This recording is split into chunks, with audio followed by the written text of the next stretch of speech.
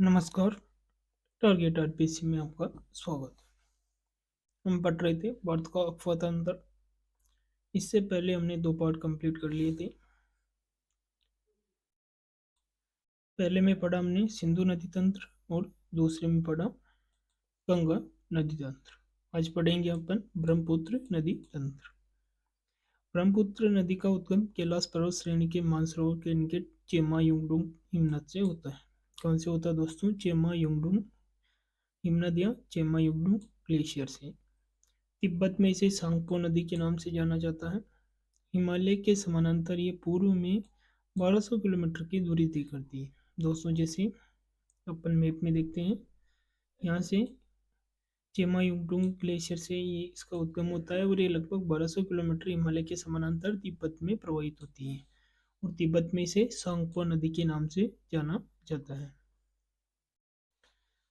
हिमालय के गिरिपथ में इसे सिसंग या दिसंग के नाम से जाना जाता है। हिमालय की गिरिपथ का मतलब है दोस्तों, जब ये अरुणाचल प्रदेश में प्रवेश करती हैं तब इसे सिसिंग या दिसिंग के नाम से जाना जाता है।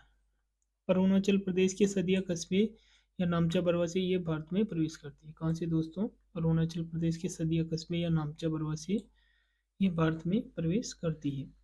अरुणाचल प्रदेश में लोहित और दिबांग या सिकांग नदी के संगम के बाद इसे ब्रह्मपुत्र के नाम से जाना जाता है। यहाँ देख सकते हैं दोस्तों, ये दियांग और दिबांग और ये लोहित नदी है।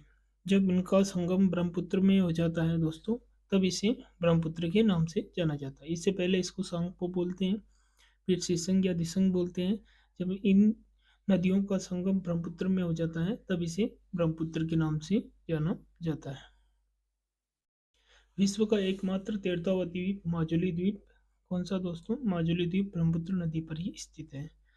तैरते हुए द्वीप का मतलब है दोस्तों कि जो ब्रह्मपुत्र नदी है अपने तीव्र प्रवाह के कारण अधिक मिट्टी लाती है, जिससे क्या होता है दोस्तों, तीव्र प्रवाह के कारण जो पहले की मिट्टी है वो कट के आगे चली जाती है और जो नई मिट्टी होती है वो वहाँ रुक जाती है। इससे जो वहाँ का द्वीप है वो अपना आकार बदलता रहता है, इसलिए उसे तैरता हुआ द्वीप कहते हैं। बांग्लादेश में ब्रह्मपुत्र को जमुना कहते हैं। मोस्ट इंपोर्टेंट है दोस्तों, बांग्लादेश में ब्रह्मपुत्र को क्या बोलते हैं? जमुना। और जो गंगा नदी है, गंगा नदी को बोलते हैं पद्मा। अब इसकी सहायक नदियाँ दोस्तों दाएं तट से बरेली, सुबनसिरी, कामेंग, रेडाक, संकोस, मानस और तीस्ता। दाएं तट से कौन कौन सी नदी हैं दोस्तों?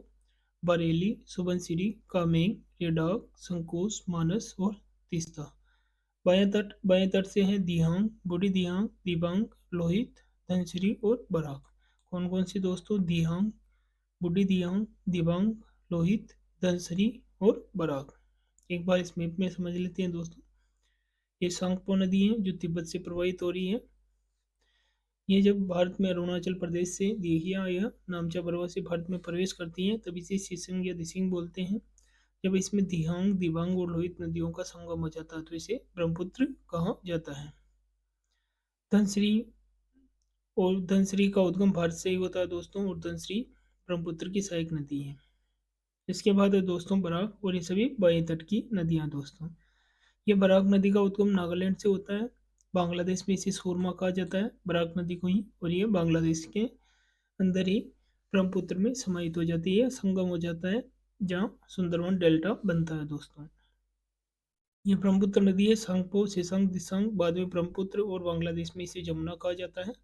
यह गंगा नदी, गंगा नदी की पश्चिम बंगाल में 2 धाराओं में बढ़ जाती है, एक हुगली और दूसरी जो मुख्य होती है उसे अपन क्या बोलते हैं? भागीरथी। इसी भागीरथी जो शाखा है इसको ही अंत में या बांग्लादेश में क्या बोला जाता है? पद्मा।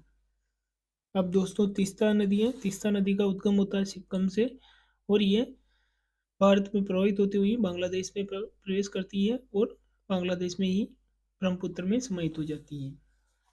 इसके अलावा दाएं तट की अन्य नदियां हैं। सुबनसिरी, याद रखना दोस्तों, जो धनसिरी है, धनसिरी बाएं तट की नदी है, जबकि जो सुबनसिरी है वो कैसी है दोस्तों? दाएं तट की।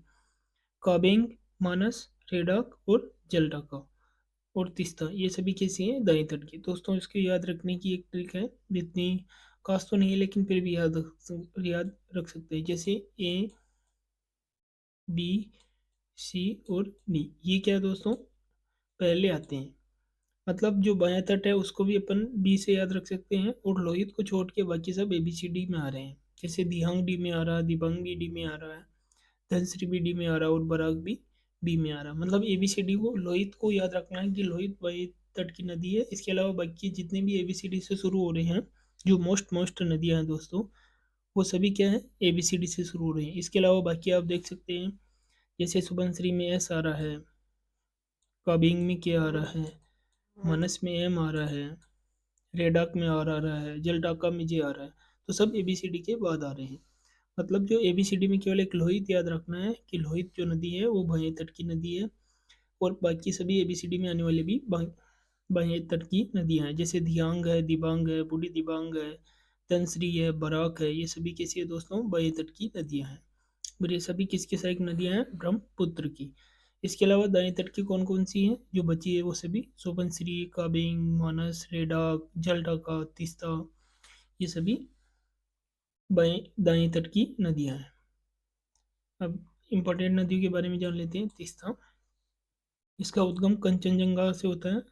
केटू, जो सिक्किम में स्थित है। ब्रह्मपुत्र की सबसे पश्चिमी और दाहिने तट की नदी। 1787 से पहले तीस्ता नदी गंगा नदी की सहायक नदी थी, किंतु 1787 के बाद आए बाढ़ के कारण इस नदी ने रास्ता बदल लिया और ये अपना जल ब्रह्मपुत्र में प्रवाहित करने लगी। कौन सी दोस्तों, तीस्ता नदी। तीस्ता नदी का उद्गम कहाँ से होता है, कंचनजंगा से। 1787 से पहले यह गंगा की सहायक नदी थी, किंतु 1787 में बाढ़ आया और इसके कारण इसने अपना रास्ता बदल लिया, और अब ये ब्रह्मपुत्र में समाहित होने लगी, या ब्रह्मपुत्र में इसका संगम होता है। अन्य नदियां हैं सनकोस और मानस नदी, इनका उद्गम भूटान से होता है, और ये भी ब्रह्मपुत्र के दाहिने तट की सहायक नदियां हैं। टोरसा और रंगीत नदी का उद्गम सिक्किम से होता है। रंगीत नदी पूरे विश्व में जल क्रीड़ा राफ्टिंग के लिए प्रसिद्ध है। ब्रह्मपुत्र अफवाह में ही है रंगीत नदी। जो रंगीत नदी है पूरे विश्व में जल क्रीड़ा राफ्टिंग के लिए विश्व प्रसिद्ध है। सुबनश्री का उद्गम होता है तिब्बत से, ये भी दाहिने तट की नदी है। बराक नदी नागालैंड से निकलती है तथा बांग्लादेश में ब्रह्मपुत्र में मिल जाती है। इसके बाद बांग्लादेश में इसे सुरमा कहते हैं। दोस्तों, जो बराक नदी है ये ब्रह्मपुत्र की सहायक नदी है और इम्पोर्टेंट नदी है। बराक नदी किसकी सहायक नदी है दोस्तों, ब्रह्मपुत्र की। इसका उद्गम कहाँ होता है, नागालैंड या भारत में। ये भारत और बांग्लादेश में बहती हुई बांग्लादेश के अंदर ब्रह्मपुत्र में समाहित हो जाती है। लोहित नदी। लोहित नदी का उद्गम पूर्वी तिब्बत के जयाल छू पर्वत श्रेणी से होता है। मतलब तिब्बत से या चीन से लोहित नदी का उद्गम होता है। लाल लेटेराइट मिट्टी में प्रवाहित होने के कारण इसे खूनी या रक्त नदी भी कहा जाता है, क्योंकि जो इसका रंग है वो लाल हो जाता है। सुंदरवन डेल्टा। गंगा और ब्रह्मपुत्र नदियों के डेल्टा पर सुंदरवन स्थित है। इसका 40% भाग भारत में तथा शेष बांग्लादेश में स्थित है। रामसर कन्वेंशन के तहत जनवरी 2019 में अंतर्राष्ट्रीय महत्व की आर्द्रभूमि के रूप में मान्यता दी। इसमें दोस्तों अंतर्राष्ट्रीय महत्व की आर्द्रभूमि मतलब इंटरनेशनल रूप में।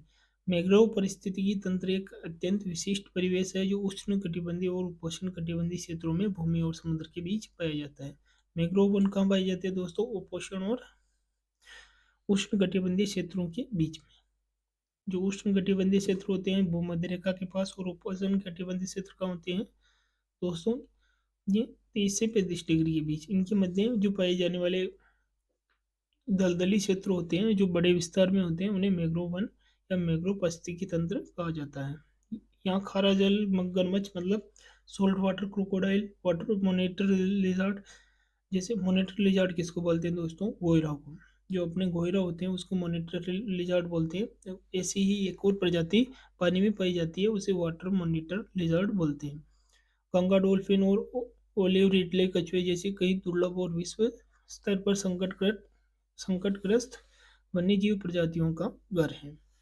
1987 में भारत में और 1997 में बांग्लादेश में इसे यूनेस्को धरोहर के रूप में मान्यता मिली। इसको दोस्तों, सुंदरवन डेल्टा को भारत में मिली 1987 में और बांग्लादेश में मिली 1997 में। अपना नेक्स्ट पार्ट होगा प्रायद्वीपीय नदी तंत्र।